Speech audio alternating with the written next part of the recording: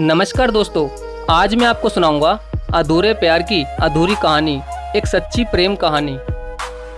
प्यार वो एहसास है जो हर किसी को नहीं होता, लेकिन जिससे एक बार प्यार हो जाता है उस प्यार को सिर्फ वही महसूस कर सकता है। और हाँ दोस्तों, प्यार किसी को भी कहीं भी हो सकता है।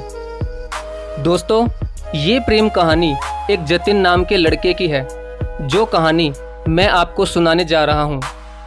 शाम का समय था।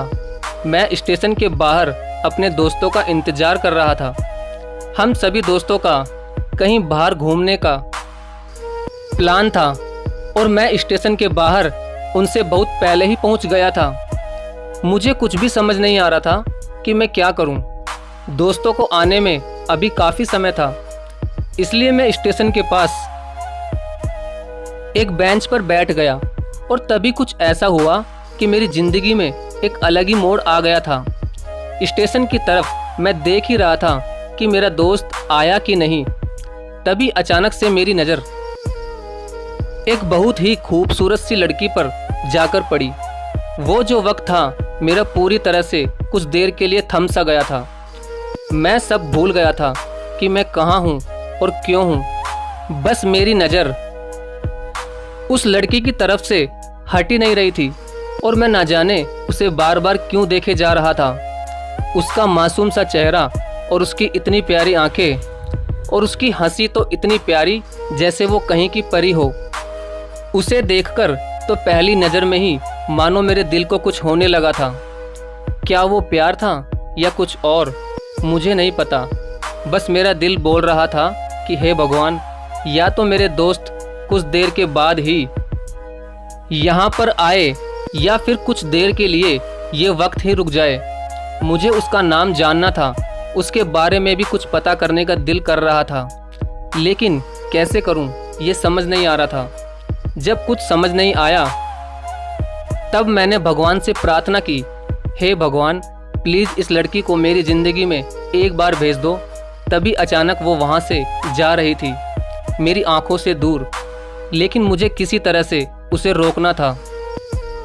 उससे कुछ बात करनी थी, उसका नाम भी पूछना था, वो कहाँ रहती है, उसका घर का पता भी जानना था।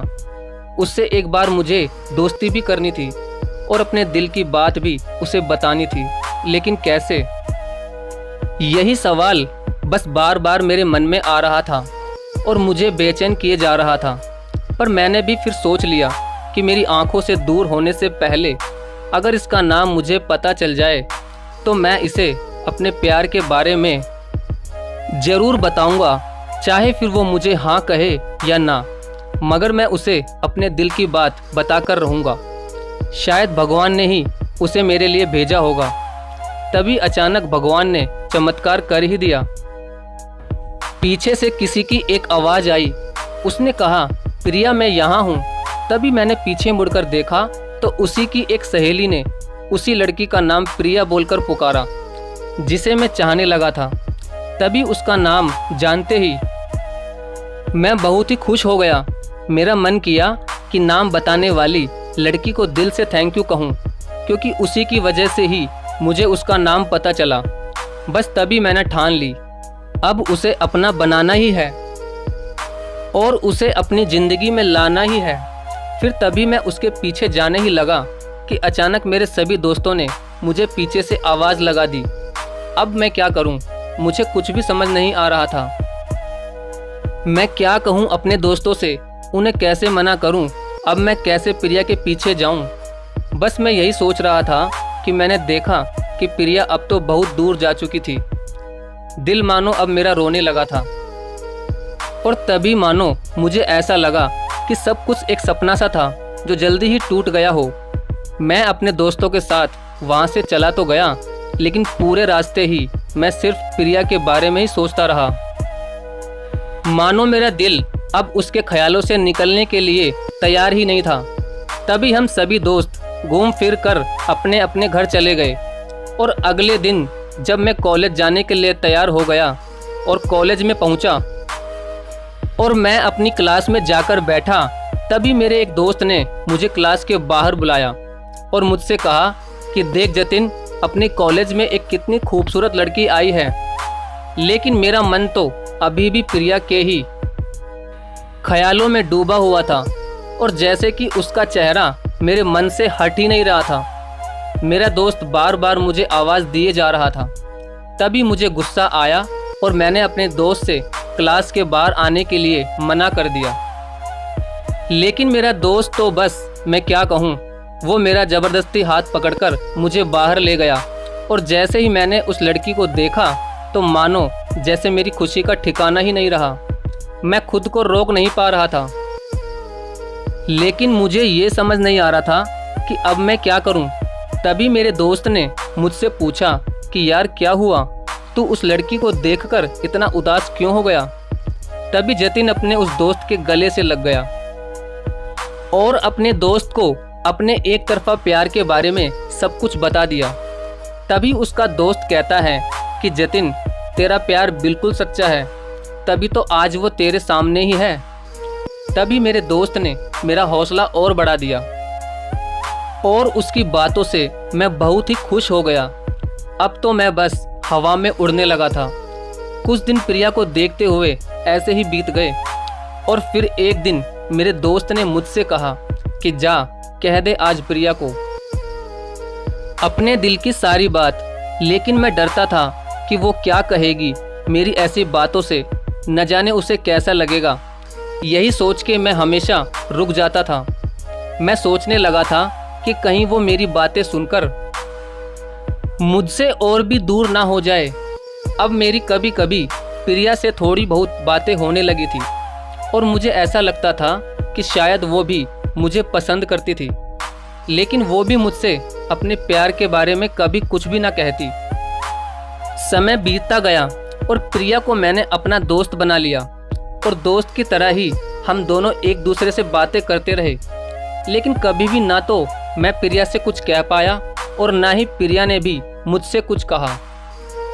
अब मैं प्रिया का प्यार पाने के लिए दिन रात तड़प रहा था, मगर मेरी एक बार भी उससे अपने प्यार का इजहार करने की हिम्मत ही नहीं हुई। और अब वक्त कुछ ज़्यादा ही बीत गया था और हमारी कॉलेज की पढ़ाई भी पूरी हो चुकी थी। मुझे समझ ही नहीं आ रहा था कि इतना समय बीत गया हमारी दोस्ती को, मगर मैं क्यों एक बार भी प्रिया से कुछ भी ना कह सका। मगर मेरे दिल में उसके लिए अभी भी पहला और आखिरी प्यार था। अब कॉलेज के बाद मैं एक बड़ी कंपनी में जॉब पर लग गया था और वो भी शायद किसी बड़ी कंपनी में काम करने लगी थी। हम दोनों ने एक दूसरे का फ़ोन नंबर ले लिया था और कभी कभी हम बातें भी किया करते थे और न जाने कब 2 साल बीत गए। एक दिन प्रिया का मेरे पास फ़ोन आया और उसने मुझे एक पार्क में बुलाया। ये सुनते ही मेरी खुशी का ठिकाना नहीं रहा। मैं सोच रहा था कि आज शायद प्रिया अपने प्यार के बारे में मुझसे कुछ कहेगी और उस पार्क में मैं प्रिया से मिलने चला गया। तभी प्रिया भी वहाँ पर आ गई। प्रिया को देखकर मैं उस दिन बहुत खुश था। तभी अचानक प्रिया ने मुझसे कहा कि जतिन, मुझे तुमसे कुछ कहना है। तभी मैंने भी कह ही दिया कि प्रिया, मुझे भी तुमसे कुछ कहना है। तो प्रिया मुझसे कहती है कि पहले तुम कहो। तभी मैंने कहा कि नहीं प्रिया, पहले तुम्हें जो भी कहना है वो तुम कहो। तब प्रिया कहती है ठीक है, पहले मैं ही कहती हूँ। और मैं उसकी बात सुनने के लिए अपने दिल को थाम कर बैठ गया। तो प्रिया ने अपने बैग से एक कार्ड निकाला और मेरे हाथ में रख दिया। तो मैंने पूछा, प्रिया ये क्या है? तभी प्रिया ने मुझसे कहा कि ये मेरी शादी का कार्ड है। 15 दिन बाद मेरी शादी है और तुम्हें ज़रूर आना है। उस कार्ड को देखते ही मुझे ऐसा लगा कि शायद मैंने अपने प्यार का इजहार करने में बहुत देर कर दी और मुझे अपने आप पर बहुत ही गुस्सा आ रहा था और मेरे हाथ पैर बहुत ढीले हो चुके थे। मानो मुझे ऐसा लग रहा था कि मेरा जीवन वहीं रुक गया हो। तभी प्रिया मुझसे कहती है कि अब तुम कहो जतिन, तुम मुझसे क्या कहना चाहते थे? तब क्या था, मैंने अपने रोते हुए दिल को संभालते हुए अपनी बात को ही बदल दी। प्रिया से मैंने झूठ कह दिया कि मेरी भी कहीं पर शादी पक्की हो गई। तब प्रिया मुझसे यह कहकर चली जाती है कि अपनी शादी में मुझे बुलाना भूल मत जाना, और हाँ, मेरी शादी में तुम ज़रूर आना। और प्रिया वहाँ से चली जाती है और मैं वहाँ बैठा बैठा बस ये सोच रहा था कि काश मैंने अपने प्यार के बारे में प्रिया से सब कुछ पहले ही कह दिया होता, तो आज प्रिया की और मेरी शादी हो जाती। तो दोस्तों, प्यार दिल में छुपाने के लिए नहीं होता। अपने प्यार को बाहर निकालो और समय पर ही अपनी गर्लफ्रेंड को अपने प्यार के बारे में बता दो, वरना आप भी जीवन भर पछताते रहोगे। अगर दोस्तों आपको ये प्रेम कहानी अच्छी लगी हो तो प्लीज़ वीडियो को लाइक और शेयर ज़रूर करें। धन्यवाद।